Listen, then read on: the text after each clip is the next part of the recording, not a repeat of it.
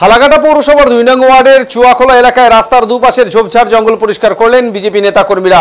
বুধবার সকালে এই কর্মসূচি পালন করেন তারা। অভিযোগ, ফালাকাটা পৌরসভার থেকে কোনো প্রকার ঝোপঝাড় পরিষ্কার করা হয় না, তাই পথে নেমে এই কাজ করলেন তারা।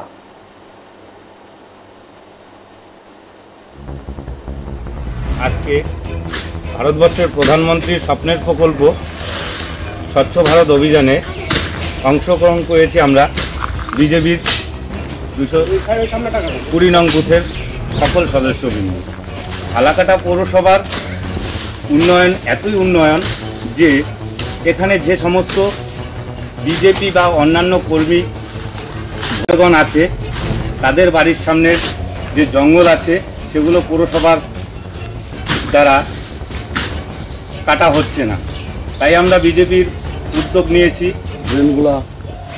যে আগামী দিনে পৌরসভা উন্নয়ন করুক আর না করুক, আমরা বিজেপি কর্মীরা আমাদের পৌরসভা বা আমাদের ওয়ার্ড গ্রাম আমরা উন্নয়নে এগিয়ে আমরা করছি 13/220 নং বুথের বুথ কমিটিতে।